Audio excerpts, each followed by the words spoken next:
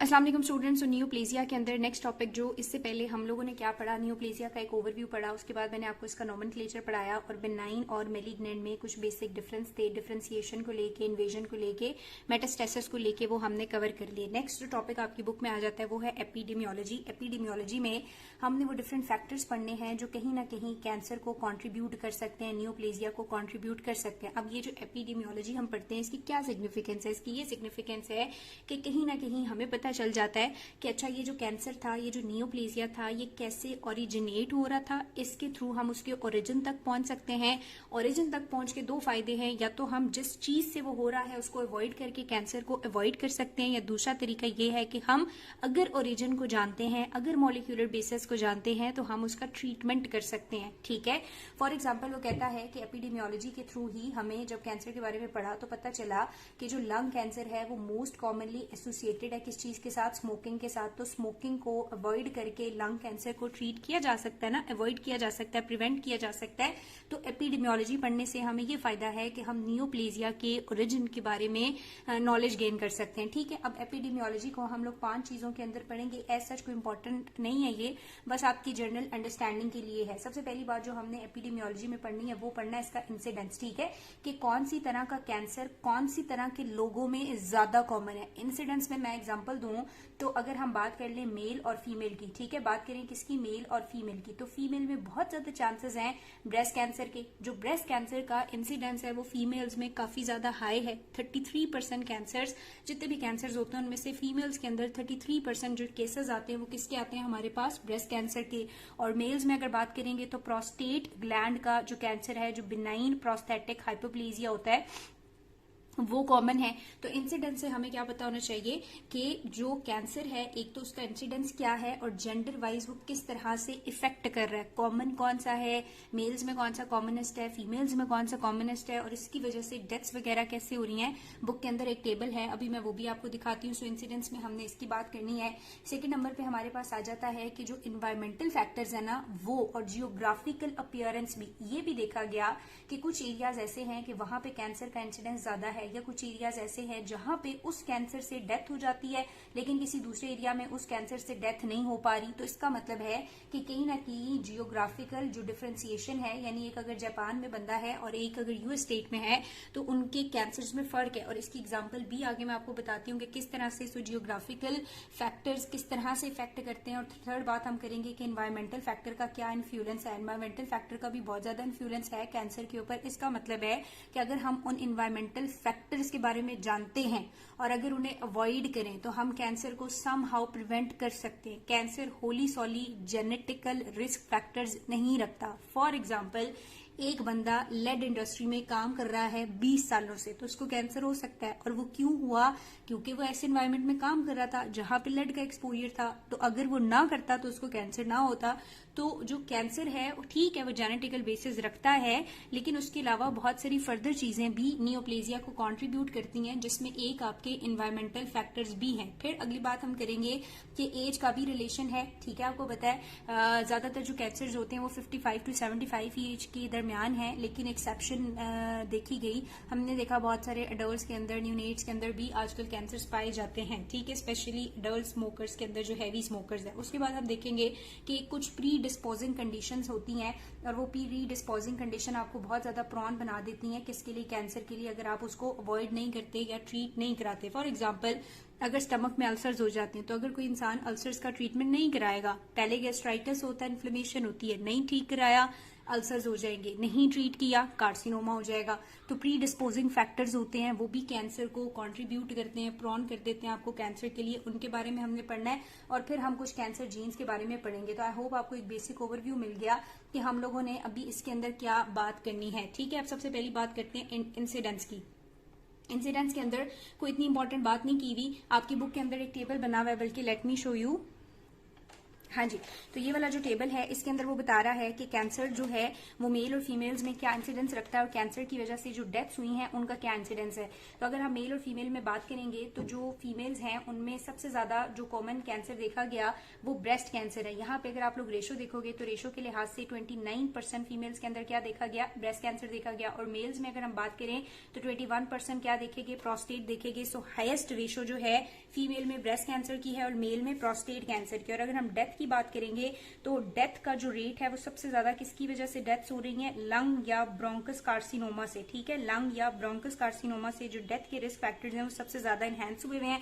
सो ये एक दो जो है वो आप लोगों ने देखने हैं। उसके बाद इंसिडेंस में बस यही बात लिखी हुई है और एक बात उन्होंने लिखी हुई है कि अब जो है इंसिडेंस में हमने जो देखा कि पहले ब्रेस्ट कैंसर की वजह से बहुत ज्यादा डेथ्स हो रही थी, लेकिन अब ये डेथ रेट बहुत रिड्यूस हो गया। क्यों रिड्यूस हो गया? क्योंकि कैंसर की डिटेक्शन हो जाती है, अर्ली ट्रीटमेंट स्टार्ट कर दिया जाता है। इसी तरह प्रोस्टेट कैंसर में भी तो पहले जो डेथ रेट था वो बहुत हाई था, लेकिन अब समहाउ डेथ रेट जो है वो थोड़ा कांस्टेंट हो गया या फॉल कर गया है। क्यों फॉल कर गया है? क्योंकि इसकी अर्ली डिटेक्शन और ट्रीटमेंट अवेलेबल है। जियोग्राफी की बात अगर हम करेंगे तो जियोग्राफिकली भी मैंने आपको बताया वेरिएशंस आती हैं। अब वेरिएशंस क्या आती हैं जियोग्राफिकली? उसने एक एग्जांपल दी हुई है, कहता है कि हमारे पास ना ब्रेस्ट कैंसर के जो पेशेंट होते हैं, ठीक है, ब्रेस्ट कैंसर के जो पेशेंट्स हैं 4 to 5 टाइम हायर रिस्क होता है उनकी डेथ का। ठीक है, अगर वो ब्रेस्ट कैंसर का पेशेंट है और वो प्रेजेंट है कहाँ पे, यूएस में प्रेजेंट है या फिर वो यूरोप में प्रेजेंट है, और एक ब्रेस्ट कैंसर का पेशेंट आपके पास जापान में है, तो देखा गया कि जो ब्रेस्ट कैंसर का पेशेंट यूएस के अंदर या यूरोप के अंदर है उसके पास उसका death rate 4 to 5 time higher है as compare to those patient जो कि जापान में था। इसका मतलब है कुछ ना कुछ जियोग्राफी की वजह से भी फर्क पड़ता है। फिर साथ ही दूसरी एग्जाम्पल दी कि हमारे पास जो स्टमक कैंसर के पेशेंट होते हैं ना, स्टमक कैंसर के पेशेंट का जो डेथ रेट है वो जापान में 7 टाइम रेज है एज कम्पेयर टू यूएस। तो इसका मतलब है कैंसर जो है वो जियोग्राफिकली वेरी करता है, और ये जियोग्राफिकल डिफरेंसेस भी हमें इसके ओरिजिन के बारे में बता रहे हैं कि ये टोटली जेनेटिकल नहीं है, बल्कि जेनेटिक जियोग्राफिकल वेरिएबल्स भी इसको कॉन्ट्रीब्यूट करते हैं। अब थोड़ी सी समझने वाली बात आ गई कि इन्वायरमेंटल फैक्टर्स कौन से हैं। इन्वायरमेंटल फैक्टर्स के अंदर वो कहते हैं सबसे पहले तो आपकी डाइट है। ठीक है, सबसे पहले इन्वायरमेंटल फैक्टर के अंदर क्या आ जाता है, आपकी डाइट आ जाती है। अगर आप जो है अच्छी डाइट नहीं ले रहे, बहुत फाइब्रस डाइट ले रहे हो, तो कोलोनो कैंसर या कोलोन के कैंसर या इंटेस्टाइन के कैंसर जो है वो बहुत देखने में आते हैं। और स्पेशली अगर आपकी डाइट जो है वो बहुत ही फैटी रिच डाइट है और एक्सरसाइज वगैरह नहीं कर रहे और ओबेसिटी हो गई है, तो ओबेसिटी के साथ बहुत ज्यादा डिफरेंट तरह के कैंसर के रिस्क जो है वो देखे गए यूएस में के बढ़ते जा रहे हैं। दूसरा कौन सा एनवायरमेंटल फैक्टर है जो कैंसर कॉज कर सकता है? स्मोकिंग।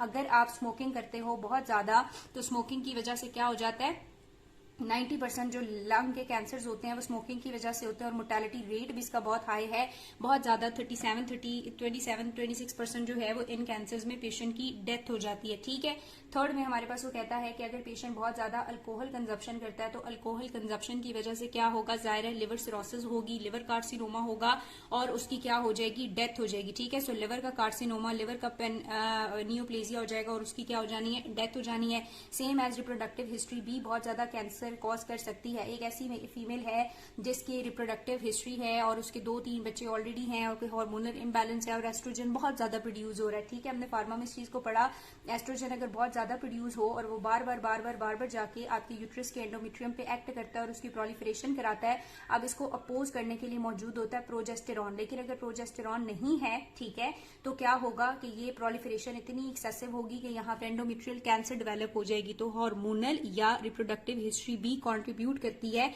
कैंसर कॉज करने के लिए। सेम एज वो कहता है कि अगर कोई इन्फेक्शन आपको हो रहा है एनवायरमेंट में, किसी इन्वायरमेंट में आप ऐसे रह रहे हो जहां पे एंडेमिक है या पेंडेमिक है या कोई इन्फेक्शन कॉमन है, तो उस इन्फेक्शन की वजह से भी कैंसर्स हो सकते हैं। इन्फेक्शन में अगर मैं आपको एग्जांपल दूं तो एच पाइलोरी आपने सुना होगा। ठीक है, ये जो एच पाइलोरी है इसके इन्फेक्शन की वजह से इनिशियली जो है वो गैस्ट्राइटिस होता है, यानी गैस्ट्रिक म्यूकोजा की इन्फ्लेमेशन होती है, लेकिन अगर उसे ट्रीट ना किया जाए तो वो अल्सर्स में कन्वर्ट हो जाता है। अल्सर्स जो हैं अगर वो रीअकरेंस वाले हों, बार बार हो रहे हों और प्रॉपर इरेडिकेट नहीं कर रहे, प्रॉपर ट्रीटमेंट नहीं कर रहे, तो वही अल्सर जो है वो गैस्ट्रिक एडिनोकार्सिनोमा में कन्वर्ट हो जाते हैं। तो यूं इन्फेक्शन बी कार्सिनोमा या नियोप्लेजिया आपको कॉज करता है।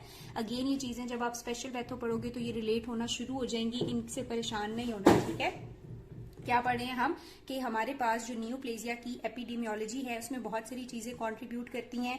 इंसिडेंस इसका मेल और फीमेल में भी वेरी कर सकता है। जियोग्राफिकली भी चीजें हमने देखी कि डिफरेंट होती हैं। और इन्वायरमेंटल फैक्टर्स में कौन से फैक्टर हैं जो कैंसर कॉज कर सकते हैं? आपकी पुअर डाइट, बहुत ज्यादा ओबीज हो या स्मोकिंग करते हो या अल्कोहल कंजप्शन करते हो या फिर मल्टीपल रिप्रोडक्टिव हिस्ट्रीज है, हार्मोनल इम्बैलेंस है स्पेशली फीमेल्स के अंदर, तो एंडोमेट्रियल कार्सिनोमा हो सकता है। सेम एज रिकरेंट इन्फेक्शन भी क्या करते हैं, कैंसर कॉज कर सकते हैं। उसके बाद उसने बताया हुआ है कि अल्कोहल की वजह से जो ज्यादा कैंसर होते हैं ना, वो ओरोफेरिंक्स के, लैरिंग्स के, ईसोफेगस के और लिवर के होते हैं। और स्मोकिंग की वजह से लंग्स के कैंसर होते हैं, माउथ का कैंसर होता है, ईसोफेगस, पेनक्रियाज और गाल ब्लेडर की इन्वॉल्वमेंट हो सकती है। अच्छा, उसके बाद एक इंपॉर्टेंट चीज है, ये जो इन्वायरमेंटल फैक्टर है इसमें एक इंपॉर्टेंट चीज उन्होंने बताई हुई है हमें कि ऑक्यूपेशन की वजह से बहुत सारे लोगों को ना कैंसर हो जाता है। ठीक है, ऑक्यूपेशनल कार्सिनोमास। अब ऑक्यूपेशनल कार्सिनोमा से क्या मुराद है, यानी फॉर एग्जांपल एक बंदा ऐसी जगह पे काम कर रहा है जहां पे आर्सेनिक कंपाउंड बहुत ज्यादा है। ठीक है, तो आर्सेनिक कंपाउंड से अगर उसका लॉन्ग टर्म क्रॉनिक एक्सपोजर है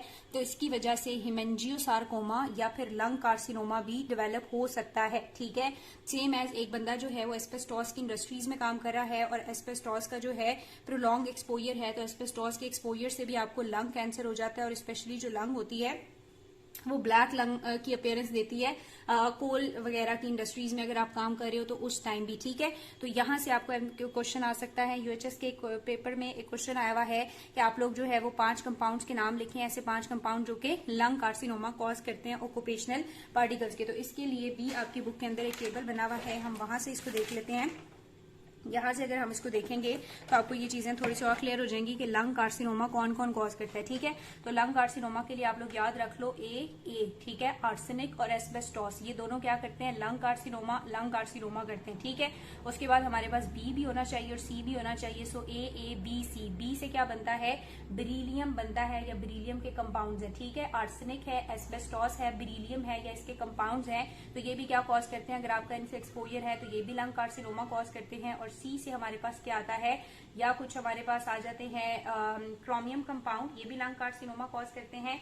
और फिर आप लोगों ने निकल और रेडॉन भी ऐड करना है। ठीक है, so A B C N R यानी एस्बेस्टॉस है, आर्सेनिक एक्सपोजर है या बेरिलियम का एक्सपोजर है, या उसके अलावा आपका क्रोमियम कंपाउंड का एक्सपोजर है, उसके अलावा निकल कंपाउंड से आप एक्सपोज हो रहे हो या रेडॉन से, इन सब में टेंडेंसी होती है कि ये लंग कार्सिनोमा डेवलप करते हैं। ठीक है, lung carcinoma, lung carcinoma, lung carcinoma, lung and lung carcinoma. ठीक है, उसके बाद क्या बच गया, बेंजीन बच गया। तो बेंजीन में टेंडेंसी होती है कि क्या कॉज कर सकता है, माइलॉइड ल्यूकीमिया कॉज करता है, ब्लड के कैंसर कॉज करता है। बी से बेंजीन और बी से माइलॉइड ल्यूकीमिया यानी ब्लड कैंसर करता है। ठीक है, उसके बाद हमारे पास कैडमियम एंड कैडमियम के कंपाउंड है, तो ये इंपॉर्टेंट है, ये मेल के अंदर प्रोस्टेटिक कार्सिनोमा करते हैं। ठीक है, कैडमियम और कैडमियम कंपाउंड क्या करते हैं, प्रोस्टेटिक कार्सिनोमा करते हैं। और विनाइल क्लोराइड बच जाता है जो कि हेपेटिक या लिवर कार्सिनोमा करता है। ठीक है, ये पढ़ना जरूरी नहीं है कि एस्बेस्टॉस कहाँ यूज होता है, आर्सेनिक कहाँ यूज होता है, आपको पता भी होगा बेरिलियम कहाँ यूज होता है, कैडमियम, तो ये आपके लिए इंपॉर्टेंट नहीं है। ये इंपॉर्टेंट है कि ये कंपाउंड कौन सा